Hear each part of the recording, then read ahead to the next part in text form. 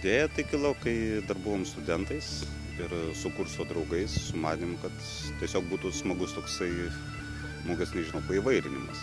Ir pirmą patį numerį išleidom 2002 metais.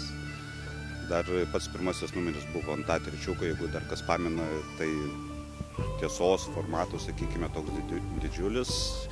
Išleidom baisiai dideliu tiražu, tikėdamasi, kad žmonės puls, griebs, čiups, nes tokia naujovė, bet pasirodo, kad nebuvo taip paprasta jį parduoti. Nes visa leidyba, viską darome grinai iš savo lėšų ir grinai tai yra idėjinis toks užsiėmimas, tarkim taip. Sakėm nebe, bet kai pradėjo artėti vėl kaziukas, kažkas viduj pradeda kirbėti, taip neramu daros ir tu, darom. Ir taip 10 metų jau ir darom, šiemet bus 10 numeris. Pirmaisiais metais buvo labai sunku žmonėms paaiškinti, kad tai nėra vien tik tai juokelių laikraštukas ir kažkokios tai vienadienės informacijos sudėtos, bet tai yra rimti straipsniai, kur rengia ir pradedant profesorium Liberta Klimka, baigiant Dzūkijos nacionalinio parko darbuotojais, taip pat savų svečių istorikais, nes mes labai daug dėmesio skiriam pačiai istorijai, tiek ir mugės istorijai, tiek ir ypač Vilniaus istorijai. Vienas iš įdomesnių turėtų būti pasiskaitymų žmonėms su Vyteniu Urba, mugės organizatorium, kuris, kai pradėjo organizuoti, jau taip sutapo, kad šiemet jisai irgi 10 kartą organizuoja tą mugę. Jis, kuomet pirmą kartą organizavo, buvo 200 tik tai prekeivių ir mugė tęsiasi nuo Pilies gatvės pradžios iki Rotušės, o šiemet jau nuo Gedimino prospekto, nuo Seimo iki Rotušės ir Užupio užkabino šiemet pirmą kartą. Vėlgi dėsime mugės žemėlapį su nurodytom konkrečiom vietom, kur yra maitinimo taškai, informacija, kur gali žmonės informacijos kreiptis. Taip pat yra didelis straipsnis, labai ir išsamus istorinis apie Vilniuje gyvenusias tautas, pradedant žydais, baltarusiais, rusais.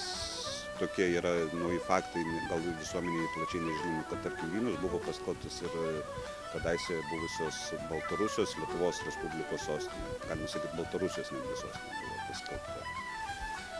Taipogi yra apie žaidimus, nes muginai visuomet yra linksmas, turėtų būti linksmas renginys ir aprašomi žaidimai, kokius mūsų proseneliai žaisdavo ir senoliai dar žaisdavo ne tik švenčių metu, taip pat ir kasdieniam gyvenime, netgi per kai kurios žaidimus netgi kunigai drausdavo ir juos žaidžiančiuosius gąsdindavo, kad papuls į peklą.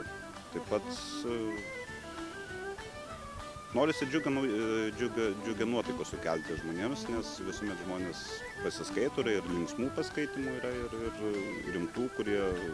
Žinau, kad yra žmonių, kurie renka ir daro iš jų komplektus, susirenka visus numerius ir kiekvienais metais vis ateina. Šiemet be abejo bus naujausios kaziuko mugės naujienos, nes labai smarkiai bendradarbiavome su mugės organizatorius ir jie mums suteikė visuomet paskutinę informaciją. Taip pat, kaip jau ir minėjau, su Vyteniu Urba platus įdomus interviu apie mugės, jo organizuotos mugės, kuomet pradėjo organizuoti istorijas. Taipogi yra anonsuojami atsidarinę per seniausiai senamiesčio centre dailiųjų amatų dirbtuvės, kuriuose žmonės rekonstruoja tiek ir dirba su rekonstruotais įrankiais. Taipogi labai daug dėmesio skiriame sudūvėms arba suvalkams, nes dabar kyla diskusijos,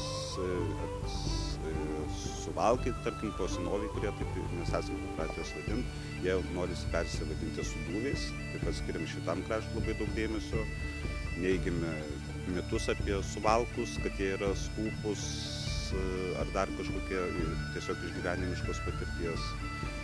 Taipogi be abejo amatams yra pušinių balanų pynėjas, kuris pasakoja apie savo amatą. Beje, kas įdomiausia, kad labiausiai kenčia nagai.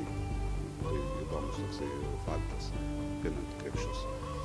Taip pat apie Vilniaus karšyklą, ne apie pačią Vilniaus vėlimą, kas yra gan paplitę šito žinios, bet apie pačią karšyklą. Jau tradicija tapo, kad mūsų redakcija kaziuko mugės metu įsikūrė Pilies gatvės pradžioje.